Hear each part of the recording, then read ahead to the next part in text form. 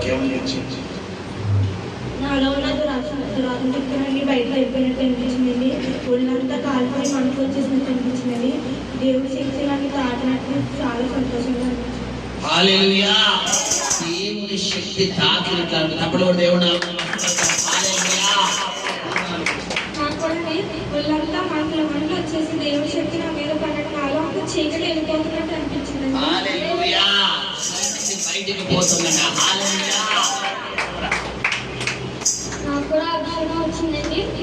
వచ్చి దేవుడు నా భుజం తట్టినట్టు అనిపించింది. వచ్చాని మళ్ళీ వెళ్ళిపోయి ఇంకొక సాక్ష్యం వినిపించడానికి సాక్ష్యం ఇస్తున్నారు. నాకు కూడా నేను ఇంట్లో ప్రార్థన వచ్చేసి ప్రభావ నా ఆనందంతో నింపు మన ఆదివారం ఎలా అయితే నేను నింపావో అలా అభిషేకం నాకు నింపు నన్ను నూతనమైన వ్యక్తిగా నన్ను మార్చుకోవడానికి అవమానంతో తీసివేసి అనుకున్నానండి.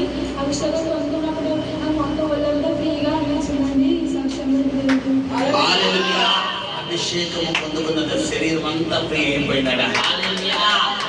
నేను అలా అభిషేకించడానికి అందరి దగ్గరికి వస్తున్నప్పుడు ప్రభు నాతో చెప్తున్నాడు, యవ్వనస్తులు నిల్చోబెట్టి అభిషేకించబోతున్నాను. హల్లెలూయా. ఎప్పుడైతే మనం అభిషేకం పొందుకుంటామో సాతాను కడిగొట్టబడతాడు. హల్లెలూయా. చెప్తున్నారు పిల్లరా, మీ మీద దేవుడు ప్రత్యేకమైన అభిషేకం ఇచ్చి ఉన్నాడు. దాన్ని మీరు కాపాడుకోవాలి. హల్లెలూయా. ప్రతిరోజు ప్రార్థనతో వాక్యముతో మీరు ఎంతగా నింపబడతారో ప్రభు చెబుతున్నారు. రానున్న దినాల్లో ఆయన అనేక స్థలాలను నిలబెట్టబోతున్నారు. ఎత్తైన స్థలాల్లో దేవుడు నిలబెట్టబోతున్నారు.